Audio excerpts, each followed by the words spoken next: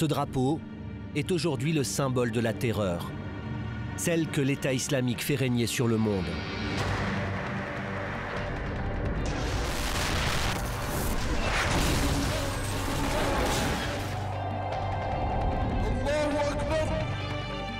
État islamique, Daesh en arabe. Ce groupe terroriste inonde la planète de ses films de propagande ultra spectaculaires, montés à grand renfort d'effets spéciaux, dignes d'Hollywood. Des superproductions qui sont la vitrine d'une organisation aujourd'hui riche à milliards.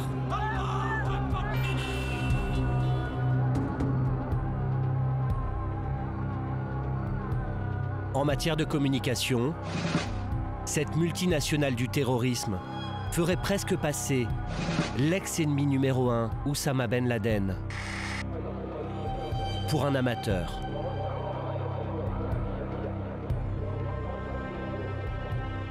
Pour constituer sa fortune, l'État islamique a réalisé ce qu'aucune organisation terroriste n'avait osé imaginer: bâtir son propre État. À 5 heures de vol de Paris, à cheval entre la Syrie et l'Irak, les djihadistes ont pris le contrôle d'un territoire grand comme l'Italie, sur lequel vivent 10 millions d'habitants.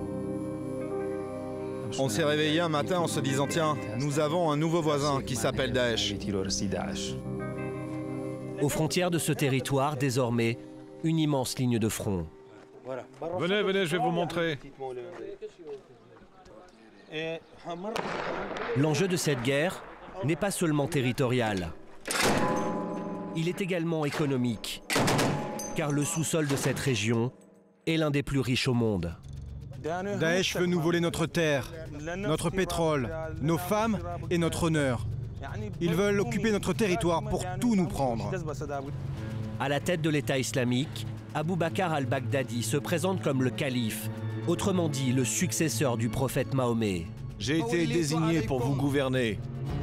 Pour asseoir son autorité, il emploie des méthodes pour le moins barbares. Esclavage des femmes, exécution au grand jour, notamment par l'une des méthodes les plus effroyables qui soit.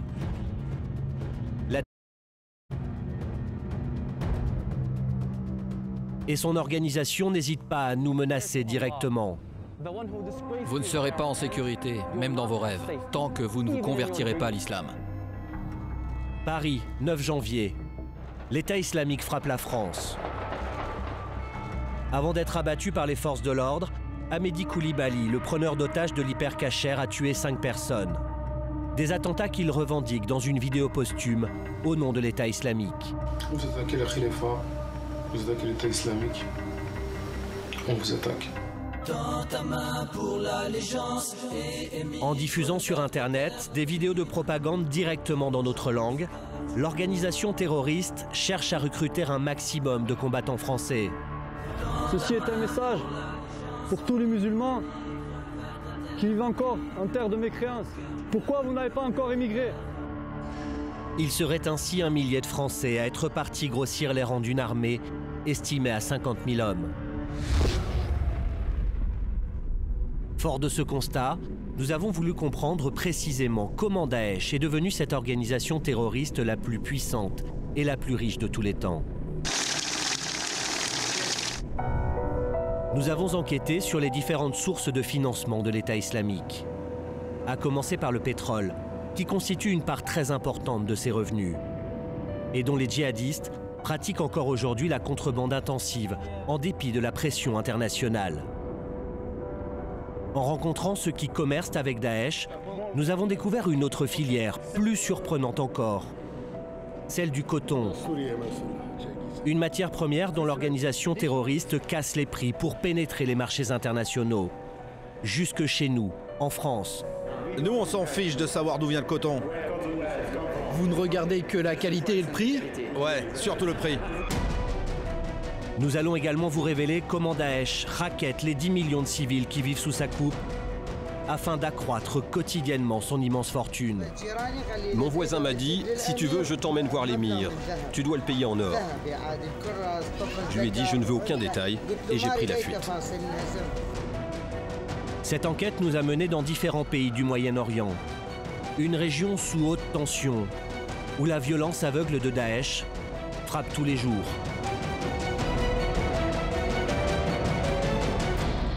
Durant 3 mois, nous avons ainsi plongé au cœur du système économique de l'État islamique. Ironie de l'histoire, Daesh doit en partie son ascension aux États-Unis. 2003, les Américains décident de renverser le régime de Saddam Hussein. Mes chers concitoyens, à l'heure où je vous parle, les forces américaines, aidées d'une coalition internationale, sont à l'aube d'une opération militaire pour désarmer l'Irak, libérer son peuple et défendre le monde contre un grave danger. Il ne faudra que 3 semaines aux troupes de la coalition pour renverser le dictateur. Mais la chute de celui qui dirigeait l'Irak d'une main de fer depuis 25 ans va avoir des conséquences inattendues. Loin d'être pacifié, le pays entre dans une ère d'instabilité et de violence. Un chaos dont émergent de nombreux groupes terroristes. Pour faire face, les soldats de la coalition multiplient les arrestations massives, parfois arbitraires. Ce qu'ils ignorent, c'est qu'ils vont ainsi favoriser la rencontre des futurs fondateurs de l'État islamique. Sur cette image, la prison militaire américaine de Kambuka. En 2004, un simple secrétaire arrêté par hasard va y être détenu pendant 1 an. Son nom, Abu Bakr al-Baghdadi. Dans ce camp, l'homme va se radicaliser au contact d'un groupe de djihadistes confirmés, comme nous l'explique Jean-Charles Brizard, qui dirige le Centre d'analyse du terrorisme. C'est véritablement un incubateur à ciel ouvert. Ils n'avaient pas besoin, si vous voulez, d'être dans la clandestinité. Ils étaient réunis par l'armée américaine dans ce camp et donc ont pu très librement concevoir ce qui allait être plus tard l'État islamique. Une fois libérés, al-Baghdadi et ses associés lancent leur entreprise terroriste aidée par de riches mécènes du Golfe. Mais le véritable projet du futur calife est de créer un nouvel État et de l'autofinancer. À la faveur du chaos irakien, puis de la guerre civile en Syrie voisine, il conquiert d'abord des quartiers, puis des pans entiers de territoire, jusqu'à contrôler aujourd'hui la moitié de la Syrie et 1/3 de l'Irak. Il règne sur des villes de plusieurs centaines de milliers d'habitants, comme Raqqa en Syrie, dont ils ont fait leur capitale, et depuis le mois de juin 2014, Mossoul, la 2e plus grande ville d'Irak, qu'ils ont pris en quelques heures et où ils ont réalisé le casse du siècle. L'État islamique contrôle très rapidement les principales banques, la branche de Mossoul de la banque centrale irakienne, mettre la main sur plusieurs centaines de millions de dollars, et puis d'autres banques, près d'une trentaine de banques présentes localement. Et ça, effectivement, ça représente plusieurs milliards de dollars qui rentrent dans les caisses directement, si vous voulez. D'un seul coup. D'un seul coup. L'État islamique dispose désormais d'un capital de départ pour poursuivre sa grande offensive. Son territoire en perpétuelle expansion lui permet également de multiplier ses sources de revenus. Les djihadistes exploitent notamment une matière première extrêmement précieuse, le pétrole, qu'ils arrivent de manière à peine croyable à extraire et à écouler partout dans le monde. Selon nos informations, il représente aujourd'hui 1/4 des revenus de l'État islamique, soit un peu moins de 600 millions d'euros par an. Impossible d'accéder aux centaines de puits de pétrole contrôlés par Daesh. Alors pour comprendre comment de simples terroristes extraient cet or noir et le transforment en millions de dollars, le seul moyen est de se rendre sur les sites que l'État islamique a perdus au gré des aléas de la guerre. Direction la Syrie. De l'autre côté de ce fleuve se trouve une région contrôlée par l'armée kurde.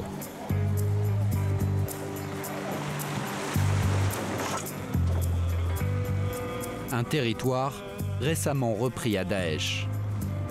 Sa particularité, les nombreux gisements de pétrole qui s'y trouvent.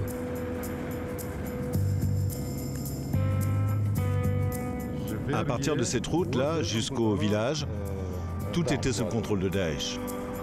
Siliman Zelef, est aujourd'hui le ministre local du pétrole. Il va nous révéler l'étonnante simplicité avec laquelle les djihadistes arrivent à extraire et à commercialiser l'or noir chaque fois qu'ils prennent le contrôle d'un site pétrolier. Sur celui-ci, les traces de Daesh sont encore bien visibles. Qu'est-ce qu'il est écrit sur la citerne là-bas? Il y a écrit l'État islamique en Syrie. Les djihadistes ont une manière radicale d'exploiter les puits de pétrole. Le ministre va nous faire constater que leur méthode est à la fois rudimentaire et extrêmement efficace.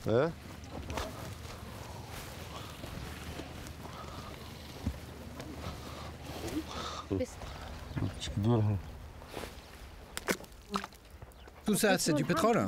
Oui, tout ça, c'est du pétrole. Généralement, ils creusent une rivière qui relie le puits à un endroit accessible. Et une fois que c'est fait, ils n'ont plus qu'à utiliser des petites pompes pour remplir les camions. Une tranchée grossière en guise de pipeline et le tour est joué. Ce dispositif permet aux djihadistes de faire tourner leur puits à plein régime.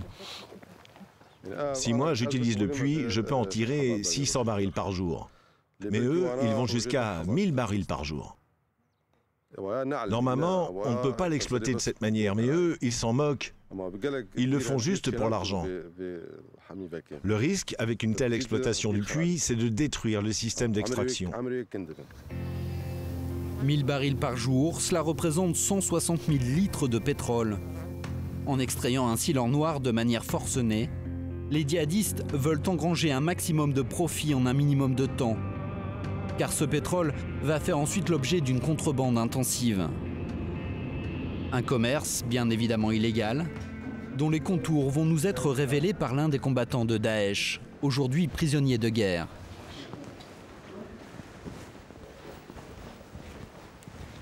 L'entretien se déroule dans une pièce du quartier général de l'armée kurde. Pour préserver son anonymat, nous l'appellerons Abou Hassan. Il a accepté de nous parler et dit être libre de ses propos. C'est un Syrien de 27 ans qui était en charge de la surveillance d'un puits de pétrole. Quel était votre travail exactement? On faisait des patrouilles autour du pétrole. Il y avait des camions-citernes qui venaient. Ceux qui travaillaient là les remplissaient de pétrole. Et le pétrole, il allait où?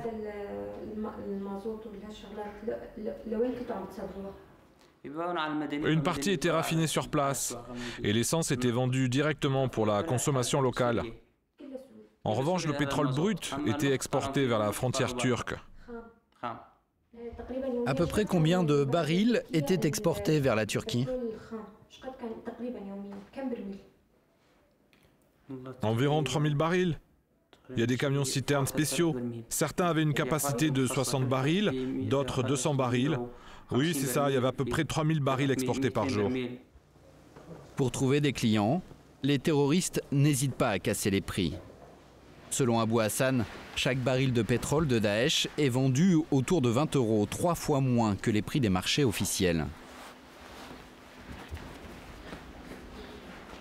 Au plus fort de ce trafic, l'État islamique a ainsi gagné jusqu'à 2,5 millions d'euros par jour.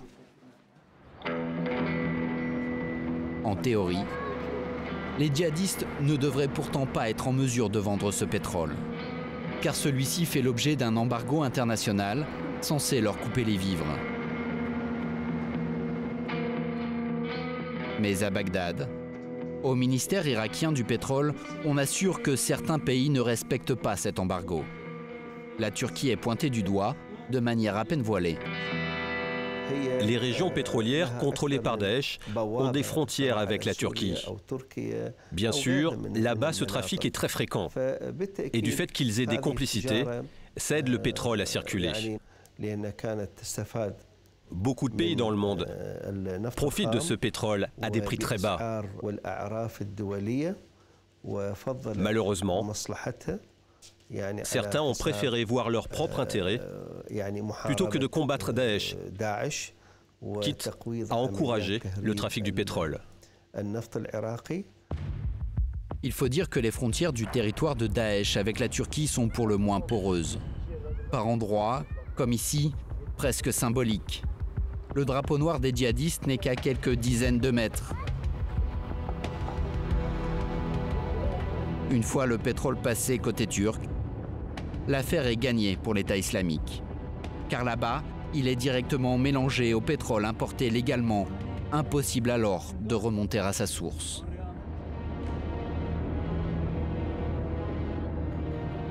Il est très difficile de tracer, même impossible de tracer ce pétrole. Très rapidement, d'un pétrole identifiable comme provenant de puits contrôlés par l'EI, on passe à un pétrole vendu sur le marché international du négoce de pétrole, si vous voulez. Et où là, c'est totalement impossible de tracer. Pourquoi? Parce que c'est un produit fongible. Les raffineurs achètent du pétrole qu'ils achètent auprès d'intermédiaires, lesquels l'ont acheté auprès d'autres intermédiaires, et ainsi de suite. Et donc, effectivement, on est dans une situation où le pétrole, en fin de course, il est intraçable. Il n'y a pas de traçabilité de ce produit. Une partie de ce pétrole de Daesh arriverait même directement dans le réservoir de nos voitures. Un scandale révélé en septembre dernier par l'ambassadrice de l'Union européenne en Irak. Pour Daesh, le pétrole, c'est le nerf de la guerre. Malheureusement, des pays européens leur achètent leur pétrole. Pour tenter de couper ces routes de contrebande, une coalition menée par les Américains frappe depuis plusieurs mois les installations pétrolières en Syrie et en Irak. Ce qui aurait eu pour effet de réduire de moitié les revenus de Daesh liés au pétrole.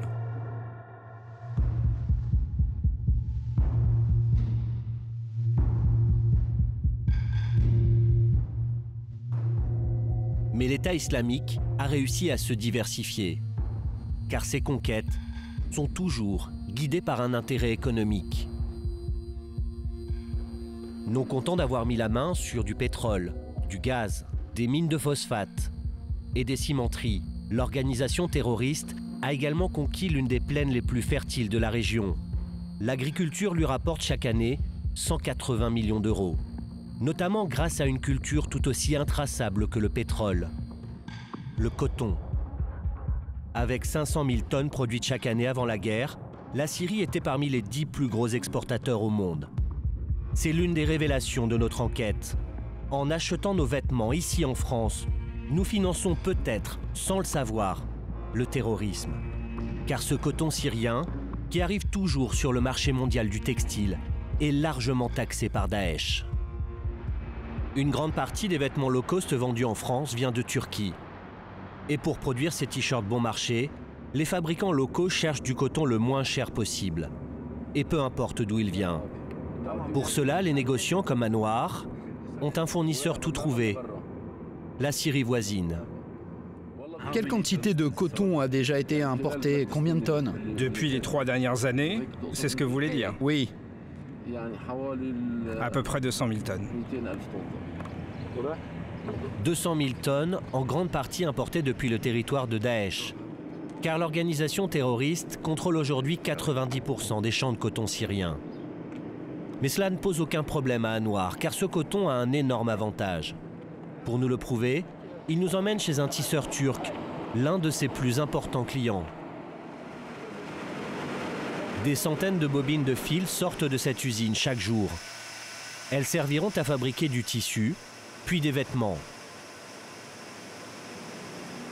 Le patron importe du coton du monde entier, différentes origines, pour différentes qualités.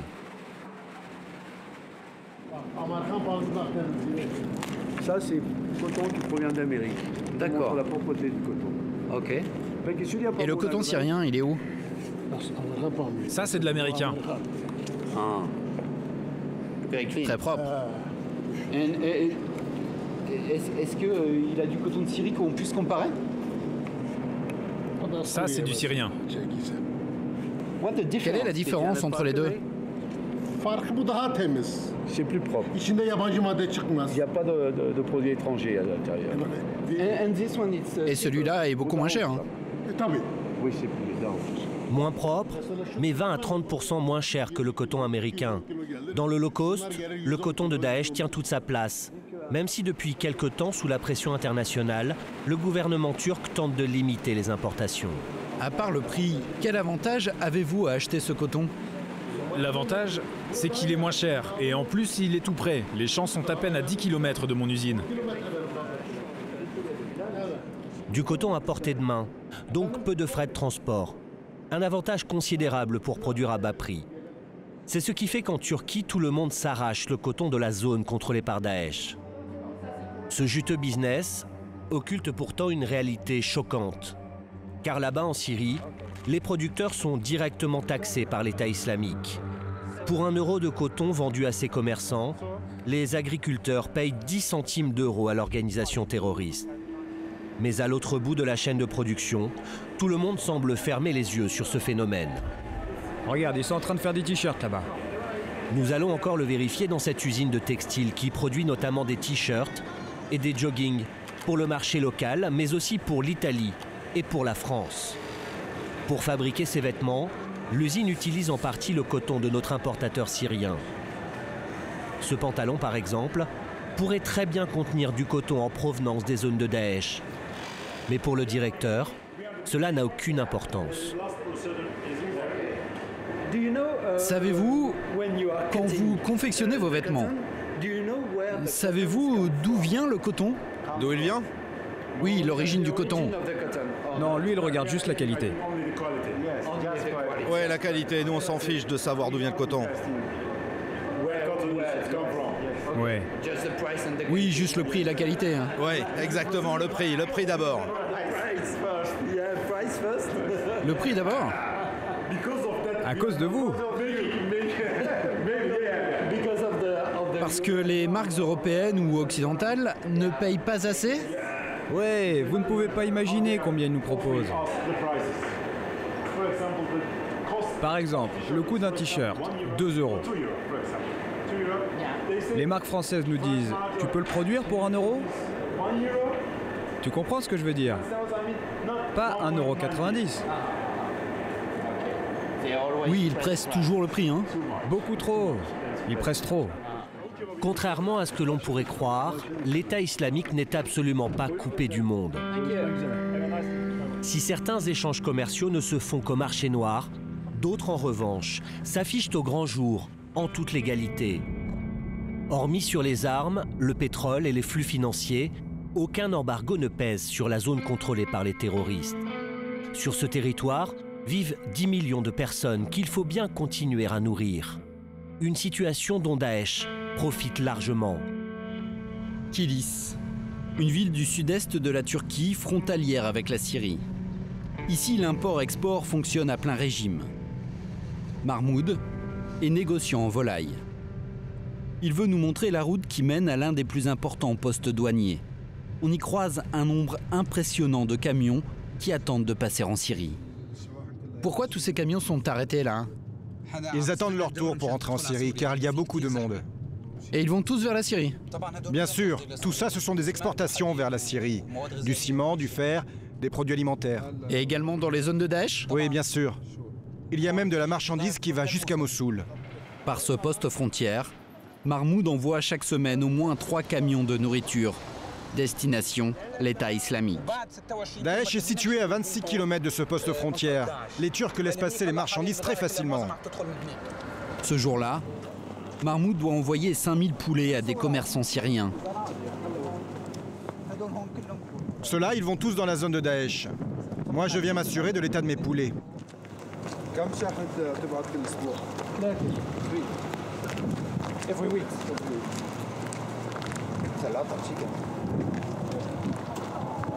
Pourquoi vous envoyez les poulets vivants là? C'est parce que Daesh interdit de faire entrer des produits congelés. Ils veulent des poulets vivants pour s'assurer qu'ils sont bien égorgés selon le rite musulman. Et comme il le fait avec n'importe lequel de ses clients, Mahmoud déclare ses poulets destinés à l'État islamique tout simplement à la douane turque. Regardez, ça c'est la permission d'exportation.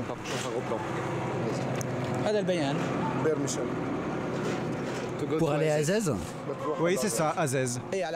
Mais aussi Kamishlo, Raqqa ou Asake. Raqqa et Asake, 2 villes dont l'État islamique contrôle tout ou partie. Quelques minutes plus tard, nous allons constater que le camion de Mahmoud passe effectivement la douane, sans aucun problème.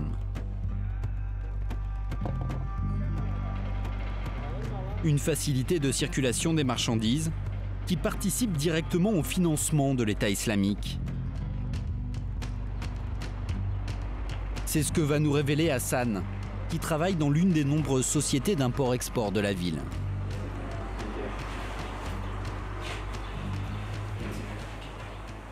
Qu'est-ce que vous faites exactement dans ce bureau? Nous ici on travaille dans le transport routier. Ça veut dire quoi exactement? On transporte des marchandises du côté turc vers la Syrie.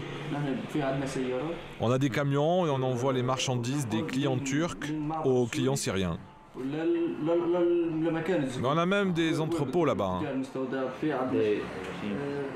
Ces camions passent la frontière tous les jours pour rejoindre les zones contrôlées par l'État islamique. Des trajets consignés dans son livre de compte. Voilà, par exemple, on a envoyé du cola à El Beb. Là, c'est du cola aussi vers Al Mayedine. Et là, des biscuits à Raqqa. Et ça, c'est pour un jour? Oui, un jour. Là, par exemple, on a des robinets. Oui, des robinets. Et ils vont à El Beb. Et ici, par exemple, c'est la frontière avec l'Irak. Et là, des biscuits. Des marchandises, en grande partie destinées aux besoins de la population. Mais certains donateurs privés profitent également de cette filière d'exportation tout à fait légale pour financer directement Daesh en nature. Ils envoient des biens directement à Daesh pour qu'ils les vendent sur le marché et qu'ils récupèrent ainsi l'argent.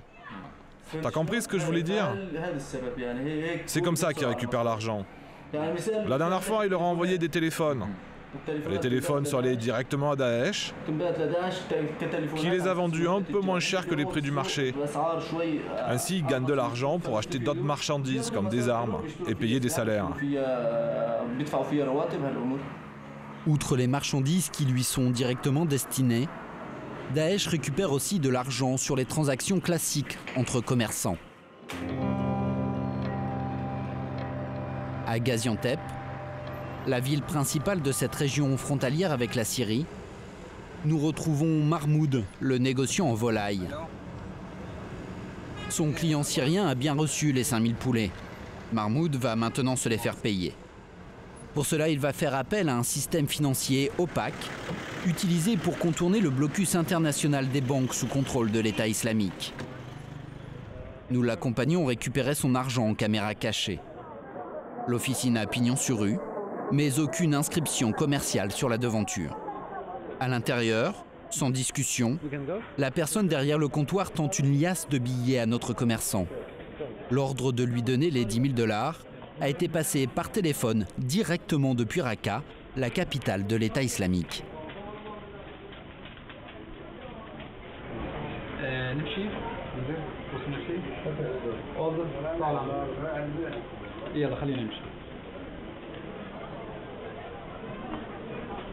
Vous n'avez pas de reçu? Mais non, ce système est totalement illégal. Ce transfert d'argent est bien connu des experts en financement du terrorisme.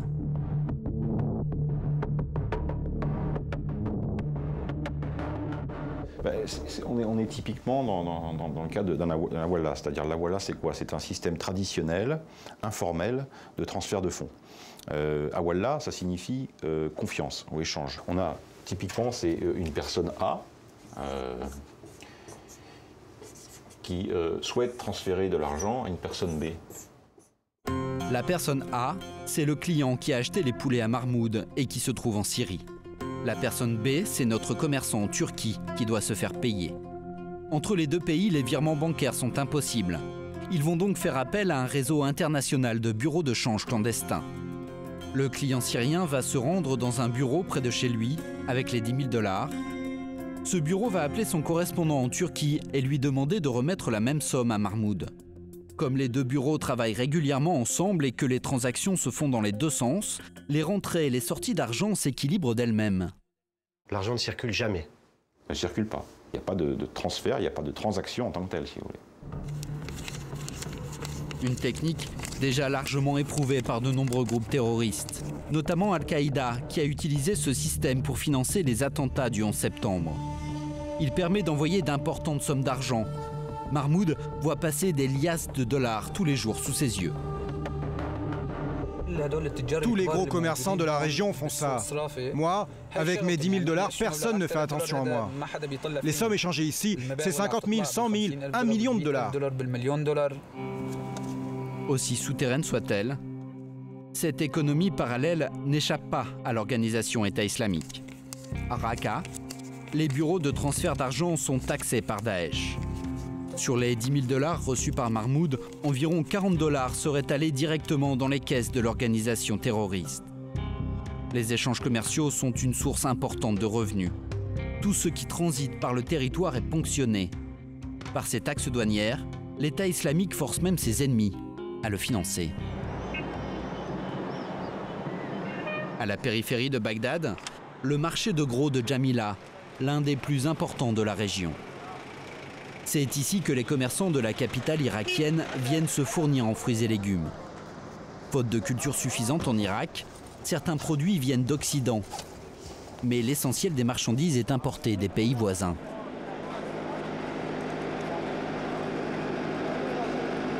Ça vient de Turquie. Là-bas, on a des pommes de terre de Syrie et des tomates de Jordanie. Près d'1 millier de camions arrivent ici chaque jour. Selon nos estimations, 10% d'entre eux viennent de Syrie et de Jordanie. Pour aller jusqu'à Bagdad, ils n'ont guère le choix des routes. Ils doivent traverser le territoire de Daesh. Et pour cela, il faut payer. Quand ils passent la province d'Al-Anbar ou par Kaim Makam, que contrôle Daesh, chaque camion doit payer un droit de passage de 250 €.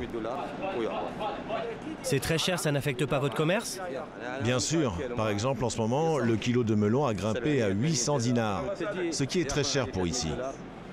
Comme ils prennent 250 € par camion, nos coûts augmentent et c'est la population qui en pâtit.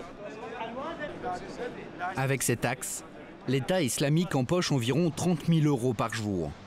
Et ce, rien que pour le marché de Bagdad. Et pas question pour les commerçants d'y couper.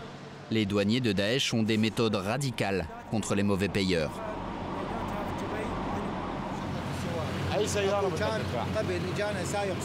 Un jour, on a eu un chauffeur syrien qui n'a pas voulu payer le droit de passage de son camion. Alors ils l'ont laissé passer, mais ils ont pris sa plaque. Et au retour, ils lui ont dit « tu payes l'aller et le retour ». Et des pénalités, ou on te coupe la tête. Et comme il n'avait pas d'autre route, il était obligé d'emprunter le même chemin. Et au final, il a payé plus? 4 fois le prix normal. C'était ça ou sa tête. Ce droit de passage n'est pas un simple bakchiche. L'organisation terroriste a officialisé cette taxe. Elle émet même des reçus de paiement. Nous nous sommes procuré ce document. En haut à gauche figure le drapeau de l'organisation. Et à droite, l'inscription État islamique en arabe. En dessous, le nom et le prénom du chauffeur. La cargaison, ici de l'orge. Puis le prix de la taxe, 21 € la tonne pour un droit de passage de 2 jours. Et enfin en bas de page, les tampons officiels de l'État islamique. Car Daesh n'est pas seulement un groupe terroriste. L'organisation veut avant tout s'afficher comme un État. Comme on le voit sur cette vidéo de propagande, elle entend présider à la destinée de ses 10 millions de citoyens.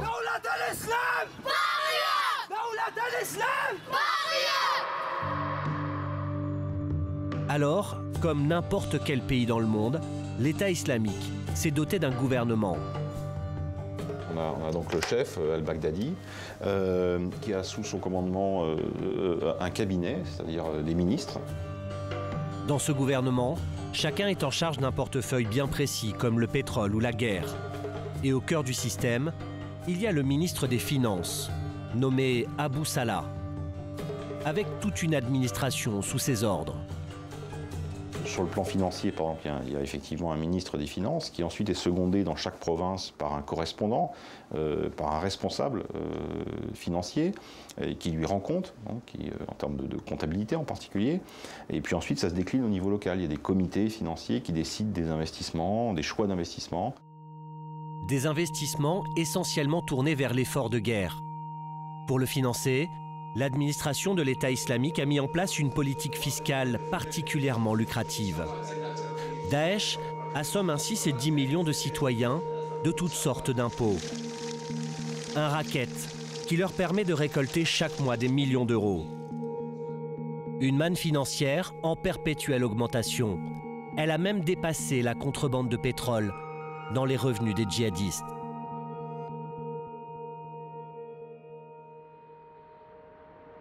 Les détails de ce racket vont nous être révélés par un groupe d'opposants syriens exilés en Turquie. Mohamed en est l'un des fondateurs. C'est votre bureau ici? Oui, c'est la salle de réunion. Comme Mohamed, tous ceux qui travaillent ici sont syriens et tous sont originaires de Raqqa, la capitale autoproclamée de l'État islamique. Avec la complicité d'autres activistes restés en Syrie, ils ont décidé de combattre la propagande de Daesh en postant sur Internet des photos et des vidéos qui montrent une autre réalité du quotidien à Raqqa. Sur un site au nom évocateur, Raqqa se fait égorger en silence. Chaque jour, via un Internet crypté et anonyme, ses correspondants à Raqqa lui envoient des photos de la vie quotidienne ou bien des documents officiels émis par Daesh. Voici une photo prise devant le nouveau tribunal islamique. Au péril de leur vie, les militants prennent régulièrement des photos des bâtiments officiels de Daesh en y incluant des slogans défiant les terroristes. Ici, il est écrit « Liberté pour toujours ». Là, on voit le ministère de la Zakat. La Zakat est une aumône versée par chaque musulman qui en a les moyens en faveur des plus démunis. Mais à Raqqa, ces dons sont détournés par Daesh. La Zakat est devenue un impôt obligatoire, une source de financement pour les terroristes. Selon tes revenus mensuels, tu payes un impôt à Daesh. Si ton revenu est de 100 €, tu dois payer 2 €. Mais il y a des tranches. Et à chaque nouvelle tranche de 100 €, ça augmente. Ici, ils sont en train de remettre des factures et l'argent de la Zakat. Ici, il est en train d'écrire les reçus. Regarde ici les derniers montants de la Zakat. 1 252 000 livres syriennes. Et ça, c'est beaucoup pour un habitant de Raqqa? C'est une somme énorme. Avant la guerre civile, on payait 50 fonctionnaires avec cette somme. En plus de cet impôt sur le revenu, Daesh utilise tous les prétextes imaginables pour extorquer des fonds à la population de Raqqa. Les commerçants doivent payer une taxe entre 5 et 10% de leur chiffre d'affaires. Les terroristes contrôlent également l'accès au téléphone et à l'eau courante. Comble du cynisme, comme Daesh n'arrive pas à maintenir en état le réseau électrique, pour avoir de la lumière, les habitants sont obligés d'acheter des groupes électrogènes. Et cela tombe bien, c'est Daesh qui tient ce marché. On voit ici l'un de ces générateurs sur ces images exclusives qu'un habitant de Raqqa nous a envoyées. L'État islamique les vend 150 € et il vend également l'essence pour les faire fonctionner. C'est comme une mafia en fait. Oui, exactement. Un système d'extorsion généralisée. Une administration insatiable. Et le plus incroyable, c'est que pour faire fonctionner les services publics, Daesh ne débourse pas un centime. Les salaires des fonctionnaires continuent d'être versés par les États officiels, ceux-là même qui combattent l'État islamique. Quand les djihadistes ont annexé la grande ville irakienne de Mossoul, ils en ont chassé le gouverneur légitime. Celui-ci a trouvé refuge à 100 km de là, hors de la zone occupée par Daesh. Attil al-Nujaifi n'est pas désœuvré pour autant. Aussi surprenant que cela puisse paraître, il continue chaque jour de signer des documents officiels et de transmettre des ordres à ses services à Mossoul.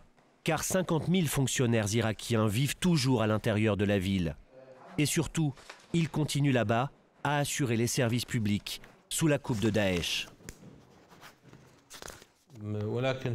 Il y a 2 millions d'habitants à Mossoul. Il serait très difficile de gérer un exode massif de cette population. D'autre part, nous ne voulons pas perdre l'appareil gouvernemental qui existe encore là-bas. Nous partons du principe que ces fonctionnaires restent de notre côté et que la présence de l'État islamique là-bas n'est que provisoire.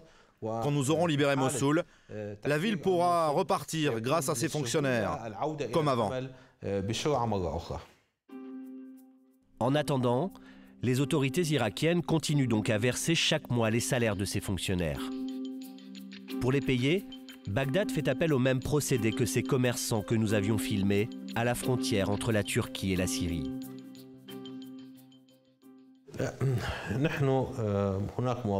L'argent est envoyé depuis Bagdad vers Mossoul via un réseau de bureaux de change. Là-bas, ce sont les chefs de service qui récupèrent cet argent et qui le dispatchent ensuite à l'ensemble de leurs équipes à Mossoul. Selon nos calculs, Bagdad verserait chaque mois à ses fonctionnaires de Mossoul plus de 220 millions d'euros de salaire. Difficile d'imaginer qu'une telle somme d'argent échappe à la vigilance de l'État islamique et qu'ils ne se servent pas au passage. À Bagdad, nous avons posé la question au conseiller économique du Premier ministre irakien. Mouder Mohamed Saleh se montre tout d'abord catégorique. On fait très attention, croyez-moi. Pas un sou ne va dans la poche de l'État islamique. Comment vous faites pour éviter que Daesh ne se serve?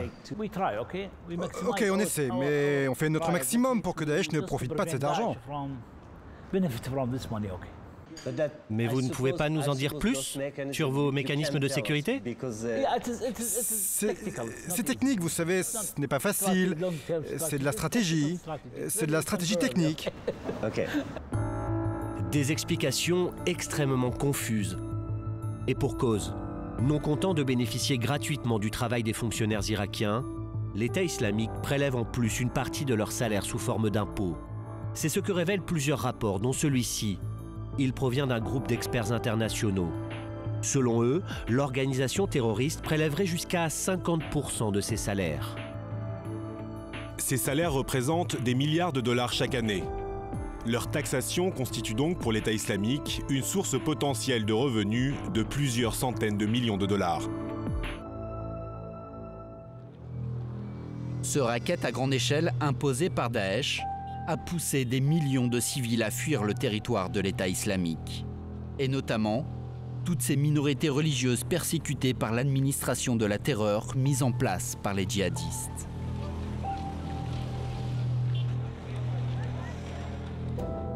À l'image des chrétiens d'Irak, qui ont trouvé refuge dans des camps à la lisière de la zone occupée par l'État islamique.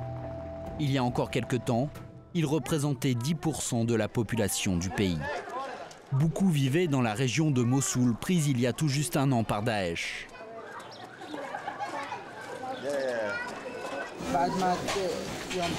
Le 9 juin, Daesh est entré dans la ville. Nos voisins musulmans nous ont prévenus. Fuyez, ne restez pas à Mossoul, car il y a un danger pour vous. Les hommes de Daesh ont annoncé clairement à la mosquée qu'on avait le choix entre le paiement d'un impôt spécial, la conversion à l'islam ou la mort. Mon voisin m'a dit, si tu veux que je t'emmène voir l'émir, tu dois le payer en or en fonction du nombre de personnes de ta famille. Je lui ai dit, je ne veux aucun détail et j'ai pris la fuite. Ce choix proposé aux chrétiens a été officialisé dans un document dont nous avons trouvé copie sur Internet. Celui-ci, rédigé en arabe, est émis par le ministère de la Justice de Daesh. Son message est sans ambiguïté. Nous leur proposons 3 possibilités. L'islam, ou être sous protection en payant la jizya.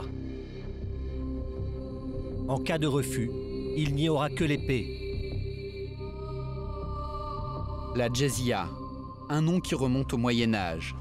Il s'agit d'une taxe imposée aux non-musulmans par laquelle ils achètent la protection du calife. Faute de pouvoir verser cet impôt, ils paient de leur vie. Comme sur cette vidéo de propagande publiée fin avril. Elle met en scène l'exécution de 28 hommes présentés comme des chrétiens éthiopiens. Il s'agirait en fait de simples migrants qui tentaient de gagner l'Europe et qui se seraient trouvés au mauvais endroit, au mauvais moment. Vous ne serez pas en sécurité, même dans vos rêves, tant que vous ne vous convertirez pas à l'islam. Ou bien alors vous payez la jizya. Et à Mossoul, le montant exigé par Daesh était exorbitant. Hanan est réfugiée ici avec son mari et ses 4 enfants. Acheter la protection de Daesh pour cette famille était tout simplement impossible. La taxe dépendait de vos revenus. Pour chacun de nous, c'était 100 000 dinars. On était 7. On devait payer 700 000 dinars par mois. Alors que mon mari, qui travaillait dans le BTP, ne gagnait chaque mois qu'1 million de dinars. C'était difficile pour nous de payer. Et on trouvait ça illégal en plus. Vous avez pris de l'argent en partant de Mossoul? Non. Daesh a tout pris. Il ne nous reste plus rien. Ils ont pris notre maison. Récemment, quelqu'un nous a dit qu'on nous avait pris tous nos meubles, le salon, la chambre à coucher et la télé. Ils ont vidé toute la maison et Daesh y est installé. En poussant les minorités à l'exil, Daesh s'est lancé dans une épuration religieuse et culturelle. Depuis un an, les djihadistes se filment en train de saccager consciencieusement les églises désertées par les chrétiens d'Irak. Des images de propagande qui laissent croire au monde entier que Daesh est uniquement guidé par une idéologie religieuse. Et pourtant, ces vidéos cachent des ambitions beaucoup plus mercantiles. Car loin de tout détruire, Daesh a mis en place un immense trafic de reliques et d'antiquités. Pour remonter la piste de ce trafic, il faut se rendre au Liban, sur une autre frontière avec le territoire de l'État islamique. Nous sommes dans le village chrétien de Ras Balbek. Elian Nasrallah, le prêtre, s'est retrouvé, et bien malgré lui, à devoir faire du commerce avec les terroristes. L'an dernier, il a remarqué que des reliques religieuses syriennes se vendaient au marché noir dans le village voisin.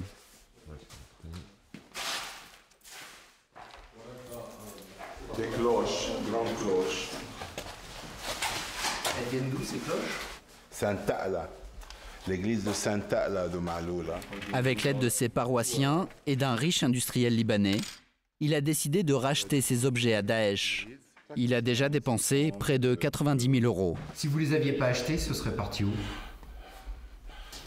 À mon avis, en Europe, premièrement, parce que les Européens aiment avoir des articles de l'Orient. L'État islamique a bien compris l'intérêt que portent certains collectionneurs peu scrupuleux au patrimoine syrien. Et cela ne concerne pas simplement l'art biblique. La Syrie abrite quelques-uns des joyaux de l'Antiquité, comme la cité de Palmyre, classée au patrimoine mondial de l'humanité, et qui vient de tomber il y a quelques jours aux mains de Daesh. Des sites comme celui-ci, les djihadistes en contrôlent plus de 6 000 aujourd'hui en Syrie et en Irak. Des trésors qu'ils ne se privent pas de piller. C'est ce que va nous confirmer un receleur que nous rencontrons en Turquie. L'homme que nous appellerons Bora joue les intermédiaires, notamment entre Daesh et des collectionneurs allemands. Un trafic qu'il nous décrit comme étant parfaitement orchestré par les djihadistes. Êtes-vous en contact avec l'État islamique? Oui, oui. Quand on travaille avec eux, on n'a le droit qu'à un seul rendez-vous. Et 1 heure seulement. Un seul rendez-vous. Il n'y a pas de deuxième visite. Tu regardes, si cela te plaît, tu achètes. Sinon, tu repars ou tu risques d'avoir des problèmes. Ce jour-là, Bora n'a pas de marchandises à vendre, mais il consent à nous emmener chez un autre intermédiaire qu'il connaît. Par mesure de sécurité, nous nous faisons passer pour des acheteurs et nous l'accompagnons en caméra cachée. Les hommes viennent d'Alep en Syrie. Ils nous disent détenir des objets en provenance de tout le pays, y compris des sites antiques contrôlés par Daesh. Tous les objets viennent d'Alep? D'Alep, de Deir Zor, oui, d'un peu partout. L'intermédiaire nous présente d'abord un médaillon serti d'or dont la tête en marbre daterait de l'Antiquité. Un bijou qu'il vend au prix fort. Ça coûte 15 000 $. Il a également en sa possession ce bol du 2e millénaire avant notre ère, ou encore ces flacons pillés dans des tombes. Nous prétextons un délai de réflexion pour mettre fin à cette rencontre. Contrebande de ressources naturelles. Collecte de taxes en tout genre, extorsion, agriculture et donations. Toutes ces sources de revenus offrent à Daesh un budget annuel estimé à plus de 2 milliards d'euros. Un budget qui, selon les djihadistes, leur permettrait largement de financer leur soif de conquête. Pour commencer, cet argent permet à l'organisation de payer toutes ces nouvelles recrues. C'est ce qu'a découvert David Thompson, journaliste à Radio France Internationale. Cela fait plusieurs années qu'il est en contact direct avec des djihadistes sur Internet. Il a pu ainsi établir une grille salariale très précise de l'armée de Daesh. Tous les combattants touchent à peu près la même somme, c'est pas beaucoup, c'est 50 $ par mois. C'est le salaire de base du combattant. Et ensuite, il y a aussi 50 $ qui sont donnés par femme, sachant que chaque combattant peut avoir jusqu'à 4 femmes, et aussi 50 $ par esclave, puisque le groupe a rétabli l'esclavage des femmes.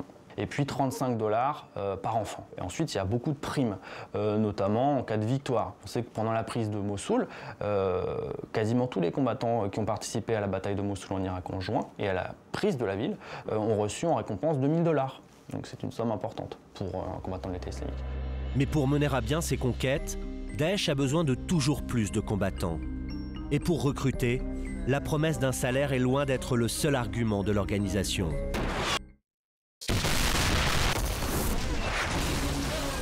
Celle-ci met également ses milliards à profit pour entretenir un plan marketing digne d'une multinationale.